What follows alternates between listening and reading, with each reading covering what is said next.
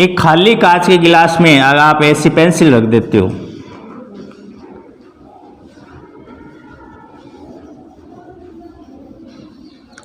इसको इस कांच के गिलास से ऊपर से देखोगे, साइड से नहीं, ऊपर से देखोगे तो ये आपको एकदम सीधी दिखाई देगी।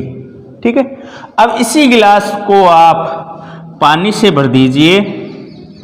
पूरा पानी से भर करके जब ऊपर से देखोगे तब आपको ये पेंसिल कुछ इस तरीके से मुड़ी हुई दिखाई देगी। यानी ये जो पानी में हिस्सा डूबा हुआ है, ये हिस्सा आपको थोड़ा सा ऊपर उठा हुआ दिखाई देगा, तो आपको ये हिस्सा इस तरफ सीधा और ये हिस्सा ऊपर दिखाई देगा, तो आपको यहाँ पे एक मुड़ा हुआ मोड़ सा दिखाई देगा।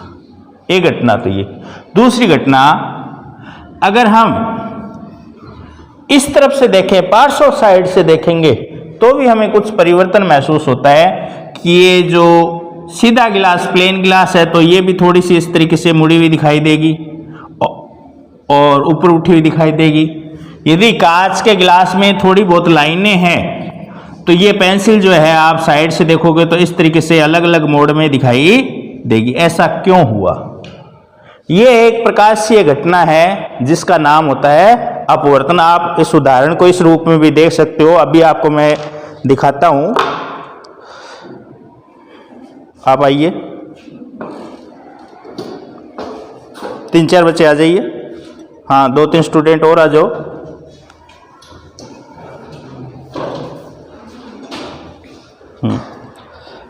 यहां से देखिए,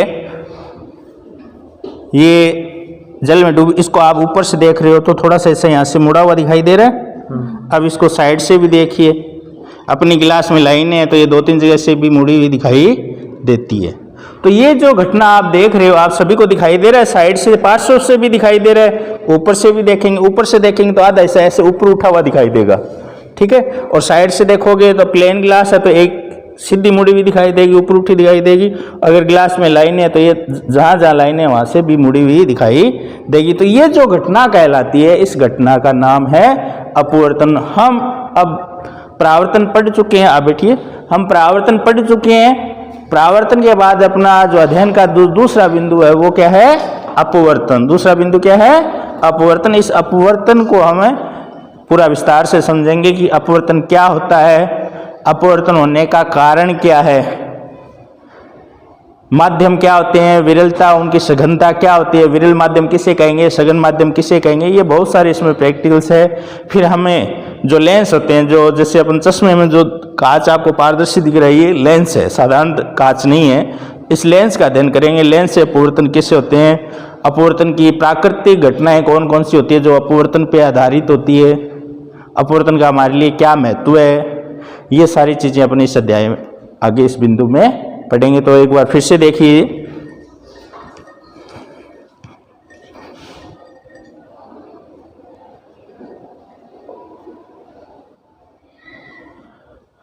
हमारा जो टॉपिक है वो है अपवर्तन। अपवर्तन से के बारे में जानने से पहले कुछ बातें जान लो। जो सूर्य की प्रकाश किरण है हमारी पृथ्वी तक पहुंचती है तो सबसे ऊपर जाती है, निर्वात होता है। निर्वात का मतलब वहां पे कुछ भी नहीं है, हवा भी नहीं है। फिर निर्वात से हवा में प्रवेश करती है, फिर हवा से हो सकता है पानी में। जो जो हमारे पास साधन हम काम में लेते हैं उनमें से भी, जो पारदर्शी माध्यम उनमें से भी प्रकाश किरणें गुजरती है, अंदर से भी निकलेगी। तो हर पारदर्शी माध्यम में, इनको माध्यम कहा जाता है जिसमें से प्रकाश किरण गुजरती है। उन माध्यमों की प्रकृति अलग अलग होती है। किसी में कण बहुत पास होते हैं तो किसी में कण बहुत दूर दूर होते हैं। तो इस कारण से उन माध्यमों में प्रकाश किरण की जो चाल होती है वो भी क्या होती है? अलग अलग होती है। पदार्थों की सघनता अलग अलग होने के कारण उन पदार्थों में, उन माध्यमों में प्रकाश किरण की चाल सबसे जो अंतर रखती है, वेराई करती है, सब में समान नहीं होती। जैसे हम बात करें निर्वात में, निर्वात या हवा में, क्योंकि जो किरण निर्वात, जो किरण जिस वेग से निर्वात में चल रही है लगभग उसी वेग से हवा में भी चलती है, कोई ज्यादा अंतर नहीं होता। वायुमंडल की जो हवा होती है उसका वेग, उसमें प्रकाश किरण का वेग और निर्वात में प्रकाश किरण का वेग लगभग समान होता है। तब इन दोनों अवस्थाओं में यही मानते हैं कि इसका जो वेग होता है वो होता है 3 × 10⁸ मीटर प्रति सेकंड, यानी जो लगभग होता है 3 लाख किलोमीटर। कितना होता है? 3 लाख किलोमीटर 1 सेकंड में। तो 3 लाख को 00 के रूप में नए लिख के इसमें लिख दिया 3 × 10⁸ मीटर प्रति सेकंड, यानी अपन 3 के आगे 8 जीरो लगा दो, 3 4 5 6 7 8, इकाई, दहाई, सैकड़ा, हजार, 10,000, लाख, 10 लाख, करोड़, 10 करोड़, यानी 30 करोड़ आ रहा है। कितना आ रहा है? 30 करोड़ मीटर, 30 करोड़ मीटर प्रति सेकंड, यानी 1 सेकंड में प्रकाश 30 करोड़ मीटर चल सकता है। बहुत ज्यादा वेग होता है, जो कि सर्वाधिक वेग है। अगर इस मीटर को बजाय किलोमीटर प्रति सेकंड में बदलें तो ये हो जाता है 3 लाख, क्यों किलोमीटर में बदलने के लिए क्या करेंगे? 3 जीरो कर देंगे, तो ये कितना आ रहा है? 3 लाख, इकाई, दहाई, सैकड़ा, हजार, 10,000, लाख। तो 1 सेकंड में 3 लाख किलोमीटर तक चलती। ये निर्वात में वेग है, लेकिन हर माध्यम में इतना वेग नहीं होता। अलग अलग माध्यम में वेग में परिवर्तन होने के कारण एक घटना होती है, उस घटना को कहते हैं अपवर्तन। तो अपवर्तन के बारे में पढ़ेंगे।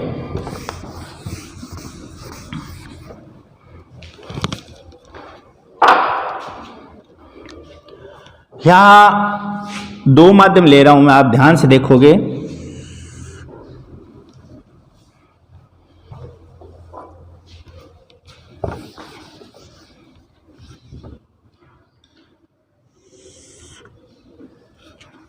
ऊपर मान लो निर्वात है या वायु है, कोई भी माध्यम फर्स्ट है, ये माध्यम फर्स्ट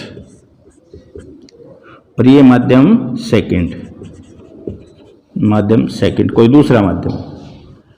ये इन दोनों माध्यमों को मिलने वाली रेखा है जिसको कहते हैं पृथक्कारी तल। इस तल को क्या कहेंगे? पृथक्कारी तल।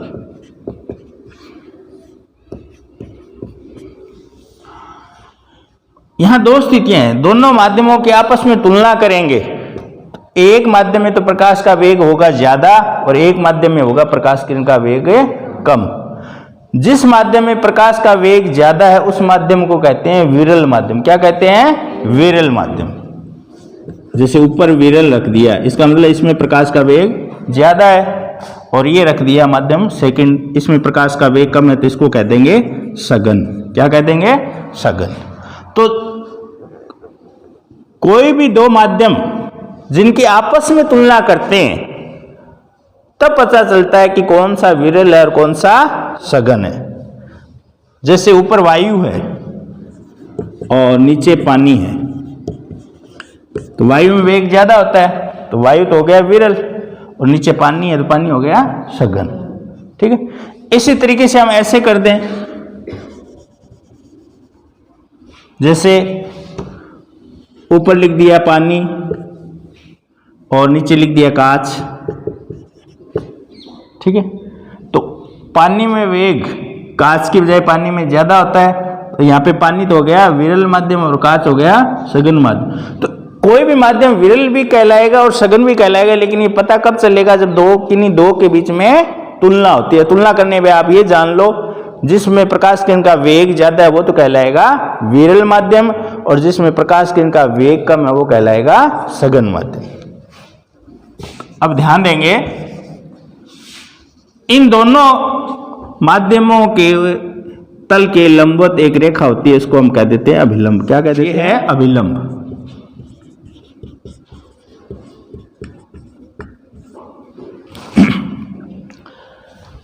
दो माध्यम है, माध्यम फर्स्ट और माध्यम सेकंड।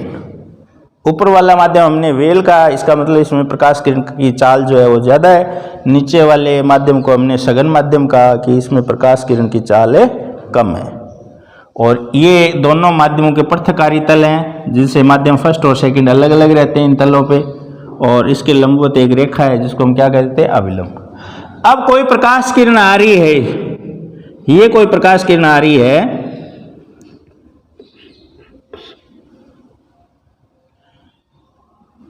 ये इस दिशा में जानी चाहिए थी, ये इसकी मूल दिशा है। क्या है इसकी मूल दिशा? लेकिन मूल दिशा में न जाकर अपनी मूल दिशा से विचलित हो जाती है। कब? जब ये दूसरे माध्यम में प्रवेश करती है। तो जब ये दूसरे माध्यम में प्रवेश करती है तो अपनी मूल दिशा से विचलित हो जाती है, और इस मूल दिशा से विचलित होने की घटना को ही प्रकाश का अपवर्तन कहते हैं। तो प्रश्न बनता है आपका, अपवर्तन किसे कहते हैं? समझाइए। तब आपका उत्तर होगा, जब प्रकाश किरण एक समांगी माध्यम से, समांगी का मतलब क्या होगा, इतनी दूर में, इतनी क्षेत्र में इस माध्यम की प्रकृति एक जैसी है, ये दूसरा माध्यम है तो दूसरे माध्यम की प्रकृति एक जैसी, इसमें हर जगह प्रकाश किरण का वेग यहाँ पे समान रहेगा और इस माध्यम फर्स्ट में प्रकाश किरण का वेग इतने क्षेत्र में समान रहेगा, तो वो कहलाता है समांगी माध्यम। परिभाषा क्या बनेगी, जब प्रकाश किरण एक समांगी माध्यम से दूसरे समांगी माध्यम में प्रवेश करती है तब वह अपनी मूल दिशा से विचलित हो जाती है। इस घटना को प्रकाश का अपवर्तन कहते हैं। अब अपवर्तन दो तरीके से होगा।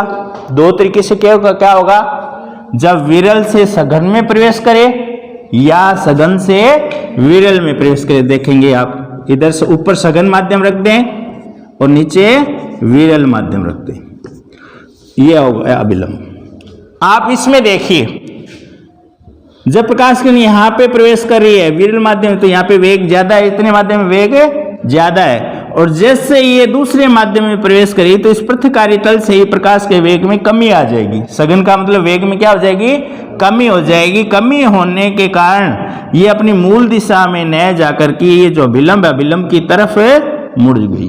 समझाइए ना, ये अभिलंब है, ये प्रकाश किरण जानी तो इस दिशा में चाहिए थी, मूल दिशा तो ये थी, देखो इधर मूल दिशा तो ये थी, लेकिन मूल दिशा में न जाकर के और इसके वेग में कमी आई, और वेग में कमी आने के कारण ये जो अभिलंब था इसकी ओर मुड़े जाती है।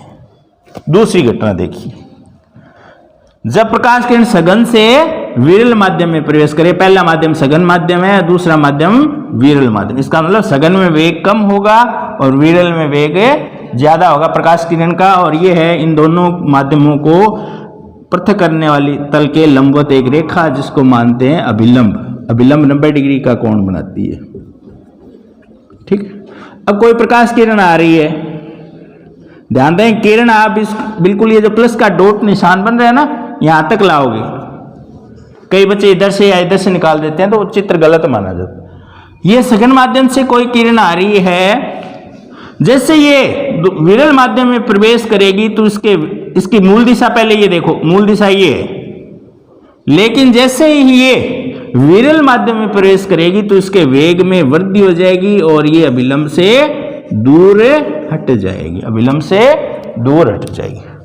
तो पहली बात तो प्रश्न आता है, अपवर्तन किसे कहते हैं, अपवर्तन का कारण समझाइए। दोनों बातें देखिए। पहले तो परिभाषा, जब प्रकाश किरण एक माध्यम से दूसरे माध्यम में प्रवेश करती है तो अपनी मूल दिशा से विचलित हो जाती है। इस घटना को प्रकाश का अपवर्तन कहते हैं। अब दो स्थिति हो गई। कारण देखिए, कारण क्या है, अब कारण लिखेंगे, आपको पूछ ले कि क्यों हुआ, इसका कारण बताइए, तब आप कारण वापस लिखोगे कि जब एक माध्यम से दूसरे माध्यम में प्रवेश करती है तो उसके वेग, प्रकाश के वेग में परिवर्तन होता है। वेग में परिवर्तन कह दो या चाल में परिवर्तन कह दो, एक ही बात है। तो उसमें चाल में परिवर्तन के कारण ही प्रकाश के अपवर्तन की घटना होती है। सीधा सा जवाब है, एक माध्यम से दूसरे माध्यम में प्रवेश करने पर प्रकाश किरण की चाल में परिवर्तन हो जाता है और उसी कारण अपवर्तन की घटना होती है। अब दो स्थितियां हो गई। पहली स्थिति क्या है, जब प्रकाश किरण विरल माध्यम से सघन माध्यम करें। पहली स्थिति क्या है, जब विरल से सघन में प्रवेश करे तो तब क्या होगा, जब प्रकाश किरण विरल माध्यम में से सघन माध्यम में प्रवेश करती है तब उसके वेग में कमी होती है और इस वेग में कमी कारण ये प्रकाश किरण अपवर्तित प्रकाश किरण अभिलंब की तरफ मुड़ जाती है। दूसरी बात, यदि प्रकाश किरण सघन माध्यम से विरल माध्यम में प्रवेश करे तब क्या होगा? जब प्रकाश किरण सघन माध्यम से विरल माध्यम में प्रवेश करती है तो विरल माध्यम में प्रवेश करते ही उसके वेग में वृद्धि हो जाती है और उस कारण से अभिलंब से दूर हट जाती है। ये ध्यान रखोगे। कमी होती है तो अभिलंब की तरफ मुड़ती है और वेग में वृद्धि होती है, विरल माध्यम में प्रवेश करते ही वेग में वृद्धि होती है तो अभिलंब से दूर हटती है। हाँ, आगे हम पढ़ेंगे अपवर्तन के नियम। अपवर्तन के दो नियम हैं। आपकी जो पाठ्य पुस्तक दी है उसमें अपवर्तन के नियम लिखने के बजाय भूलवश लिपिक के त्रुटि से प्रावर्तन के नियम लिखा हुआ है, तो आप उसको अपवर्तन के नियम पढ़ेंगे, ठीक है ना। तो ध्यान देंगे इधर अपवर्तन के नियम। दो नियम क्या है ध्यान देंगे, इधर ध्यान दीजिए। पहला नियम, ये कौन सी किरण है जो आ रही है उसको क्या बोलते हैं? आपतित किरण। और जो माध्यम 2 में मूल दिशा से विचलित हो गई उसको क्या बोलेंगे? अपवर्तित किरण। और ये तीसरा क्या हो गया? अभिलंब। ये एक ही बिंदु पे स्थित है। देखो, आपतित किरण यहाँ, अपवर्तित किरण यहाँ से, और ये तीसरा अभिलंब यहाँ पे से। तो पहला नियम क्या हुआ? आपतित किरण, अपवर्तित किरण व अभिलंब तीनों एक ही तल पर स्थित होते हैं। पहला नियम क्या बना?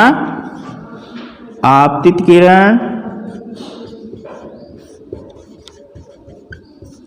अपवर्तित किरण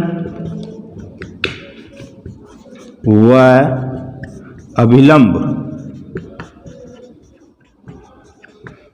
दोनों माध्यमों के पृथ्वकारी तल पर, दोनों माध्यमों के पृथ्वकारी तल पर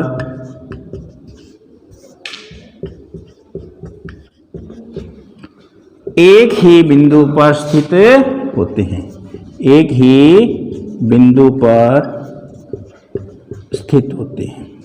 पहला नियम तो ये।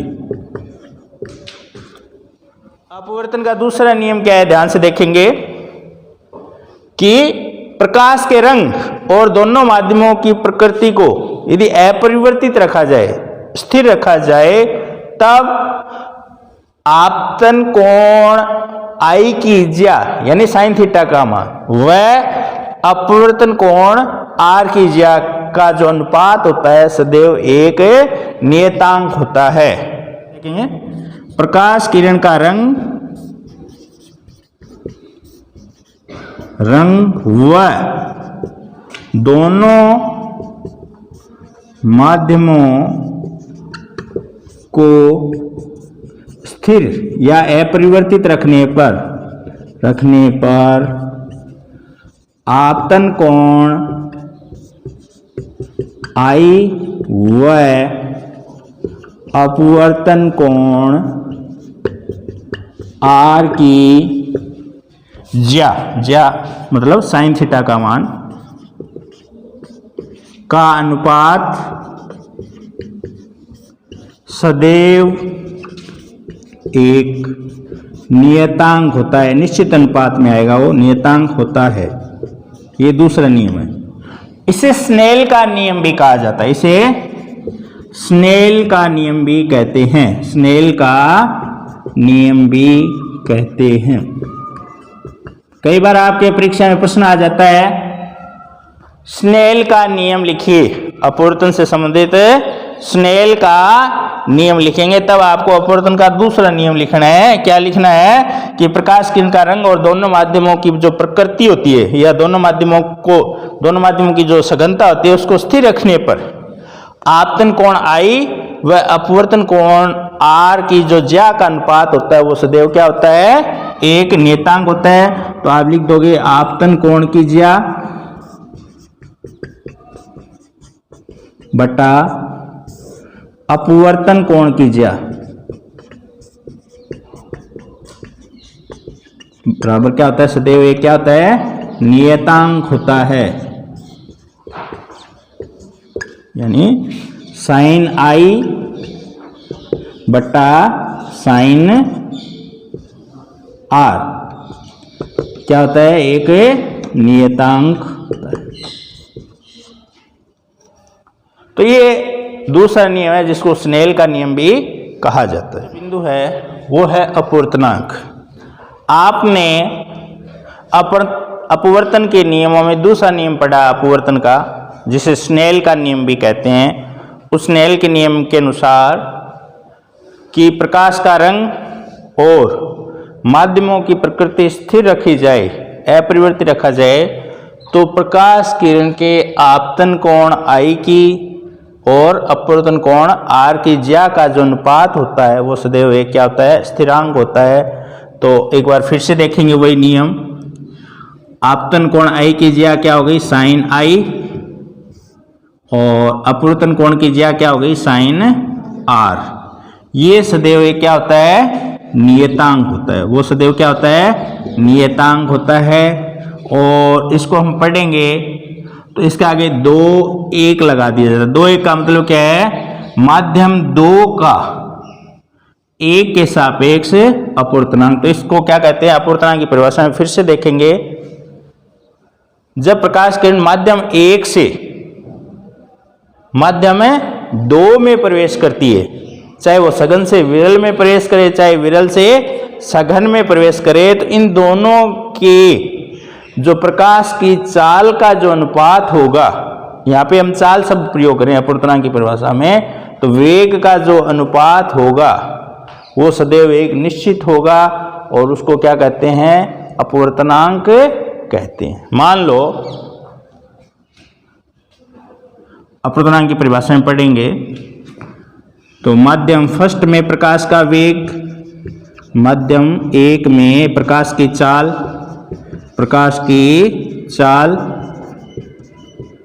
बटा माध्यम 2 में प्रकाश की चाल सदैव होता है एक नियतांक। इसको n के द्वारा बता दो, 2 1। इसका मतलब माध्यम 2 का 1 के सापेक्ष, नीचे वाले को पहले लिखा गया है, ध्यान देना, n लगा के नीचे वाले को पहले लिखा गया है और ऊपर वाले को बाद में। या इसको ऐसे भी लिख सकते हैं, n लगा के इधर तो 2 लिख दो और इधर 1 लिख दो। तो 2 का माध्यम 2 का 1 के सापेक्ष अपवर्तनांक। तो अपवर्तनांक की परिभाषा क्या आ रही है कि दोनों माध्यमों में प्रकाश किरण की जो चाल होती है उनका अनुपात माध्यम 1 में जो प्रकाश की चाल है वो ऊपर रख दें और माध्यम 2 में प्रकाश की जो चाल है उसको नीचे रख दें, और उन प्रकाश की चाल का जो अनुपात आता है वो अनुपात क्या कहलाता है, अपवर्तनांक कहलाता है। तो परिभाषा एकदम इजी रूप में देखिए, वही बात आएगी, स्नेल के नियम वाली बात आएगी। रंग, प्रकाश के रंग और माध्यमों की प्रकृति स्थिर रखने पर दोनों माध्यमों में जो प्रकाश की चाल होती है उन दोनों का अनुपात सदैव एक नियतांक होता है। इसको लिखा जाता है माध्यम फर्स्ट में प्रकाश की चाल बट्टा माध्यम सेकंड में प्रकाश की चाल बराबर एक नियतांक n 2 1, यानी माध्यम 2 का 1 के सापेक्ष, माध्यम 2 का 1 के सापेक्ष। अब यहाँ पे पानी और हवा भी हो सकता है, हवा और पानी भी हो सकता है, वायु और पानी भी हो सकता है, वायु और कांच भी, कोई भी 2 पदार्थ हो सकते हैं जिनके अंदर से प्रकाश संचरित हो सकता है। उन दोनों माध्यमों में जो प्रकाश किरण का जो चाल है, प्रकाश किरण की जो चाल है उसका आप क्या कर दो, अनुपात निकाल लो। माध्यम 1 में जो प्रकाश की चाल है वो ऊपर रख दो और माध्यम 2 में जो प्रकाश की चाल है वो नीचे रख दो, एक सदैव नियतांक आता है। तो ये भी क्या है, एक तरीके का स्नेल का नियम ही है। इसने यहाँ पे तो लिख दिया साइन आई और यहाँ पे लिख दिया, बात एक ही है क्योंकि यहाँ पे जो साइन आई बनेगा वो प्रकाश किरण की चाल पे निर्भर होगी और जो साइन आर बनेगा वो भी माध्यम 2 में प्रकाश किरण की चाल पे निर्भर है। तो चाहे आप ये लिख दो कि प्रकाश के रंग और माध्यम में प्रकृति स्थिर रखते हुए आपतन कोण I व अपवर्तन कोण R की ज्या का अनुपात सदैव एक नियतांक होता है।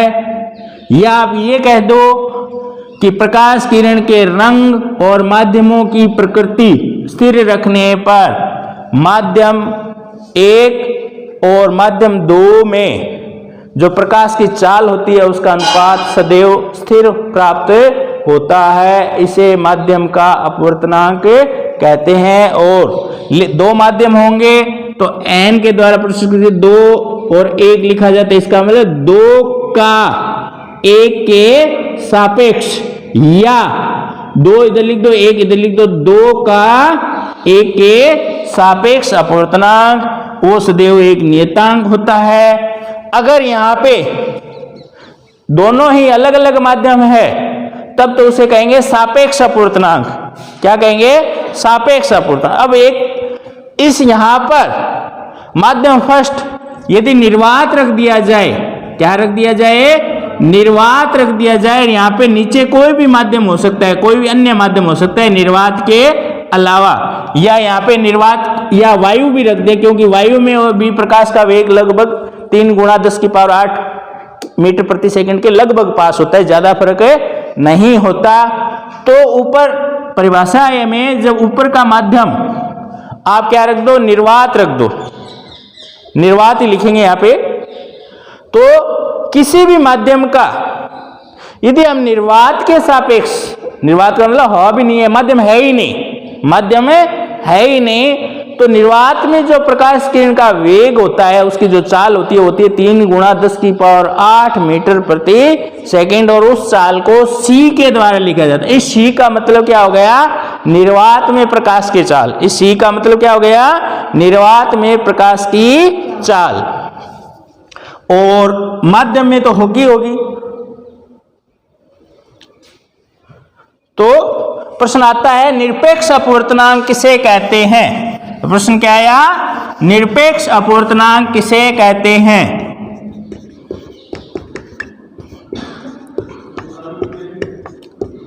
तो निरपेक्ष अपवर्तनांक की परिभाषा में पढ़ोगे कि किसी भी माध्यम का निर्वात के सापेक्ष जो अपवर्तनांक होता है उसे निरपेक्ष अपवर्तनांक कहते हैं। और सापेक्ष अपवर्तनांक में क्या था? निर्वात नहीं होगा, निर्वात के अलावा कुछ भी हो सकता है। समझ आएगी ना? तो निरपेक्ष अपवर्तनांक और सापेक्ष अपवर्तनांक में क्या प्रमुख अंतर आया? निरपेक्ष अपवर्तनांक में तो किसी भी माध्यम का निर्वात के सापेक्ष अपवर्तनांक निकाला जाता है, ठीक है। और सापेक्ष अपवर्तनांक में क्या होता है? निर्वात नहीं होगा, माध्यम फर्स्ट कुछ भी हो सकता है। यहाँ निर्वात नहीं होगा, न तो ऊपर होगा न ही नीचे होगा, ठीक है। तो देखेंगे निरपेक्ष अपवर्तनांक की परिभाषा क्या बनी? किसी माध्यम का निर्वात के सापेक्ष, किसी माध्यम का निर्वात के सापेक्ष अपवर्तनांक निरपेक्ष अपवर्तनांक कहलाता है। निरपेक्ष अपवर्तनांक कहलाता है।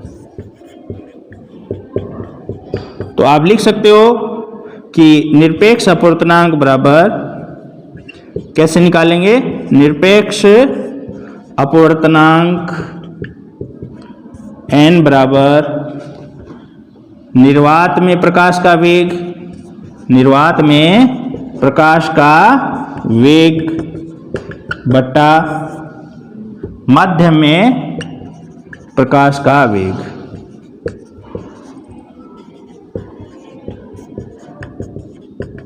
तो निरपेक्ष अपवर्तनांक को केवल n के द्वारा प्रदर्शित कर दिया। निर्वात में जो प्रकाश का वेग होता है वो निश्चित होता है 3 × 10⁸ मीटर प्रति सेकंड, इसको c के द्वारा लिख दिया। और माध्यम में जो प्रकाश का वेग है उसको v के द्वारा लिख दिया, ठीक है। तो यह लिख सकते हो n बराबर c की जगह लिख दो 3 × 10⁸, और v क्या लिख दो? उस माध्यम में आपने पानी लिया है तो पानी में क्या वेग है प्रकाश का, कांच लिया है तो कांच में प्रकाश का क्या वेग है, हीरा लिया तो हीरे में प्रकाश का क्या वेग है, वो आ जाएगा v। तो ये निरपेक्ष अपवर्तनांक है। अब निरपेक्ष अपवर्तनांक का उपयोग क्या होता है? अनेक पदार्थों की निरपेक्ष अपवर्तनांक निकाल लिए और एक सारणी आपकी पाठ्यपुस्तक, उस निरपेक्ष अपवर्तनांक का उपयोग क्या है? जैसे निरपेक्ष अपवर्तनांक का महत्व है,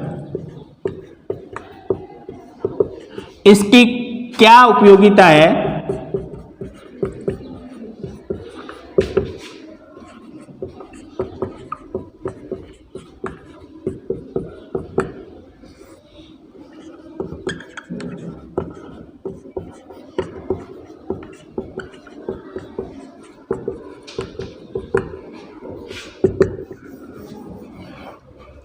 n बराबर 3 गुणा 10 की पावर 8 मीटर प्रति सेकंड बट्टा v। ध्यान देंगे तो कोई भी सवाल आ जाए आपके कि कांच का या हीरे का या पानी का निरपेक्ष अपवर्तनांक इतना है, इस माध्यम में प्रकाश किरण की चाल कितनी होगी गणना कीजिए। उस समय निरपेक्ष अपवर्तनांक आपके उपयोगी होता है, तब आप निरपेक्ष अपवर्तनांक का सूत्र लगा दोगे n बराबर c बट्टा v, n बराबर 3 गुणा 10 की पावर 8 बट्टा v। अब आपको उस सवाल में दिया हुआ आएगा उस पदार्थ का निरपेक्ष अपवर्तनांक, मान लो हीरा है, हीरे का निरपेक्ष अपवर्तनांक आता है 2.42। इसकी सहायता से करेंगे तो 2.42 जो निरपेक्ष अपवर्तनांक होता है वो बराबर होता है 3 गुणा 10 की पावर 8 बट्टा हीरे में प्रकाश की चाल v। अब गणना करते हैं, इसके नीचे बट्टा 1 लगा के वज्र गुणा कर लो, इसको इससे गुणा कर दो, इसको इससे गुणा कर दो, तो v गुणा 2.42 बराबर 3 गुणा 10 की पावर 8 गुणा 1। तो v बराबर क्या हो जाएगा 2.42 इधर भाग में आ जाएगा ना, तो 3 गुणा 10 की पावर 8 बट्टा 2.42। जो भी मान आएगा वो आता है लगभग 1.24 गुणा 10 की पावर 8 मीटर प्रति सेकंड। इसका मतलब हीरे में प्रकाश की किरण की जो चाल होगी वो कितनी होगी 1.24 गुणा 10 की पावर 8 मीटर प्रति सेकंड। तो किसी माध्यम में प्रकाश किरण की चाल ज्ञात हमें कर सकते हैं।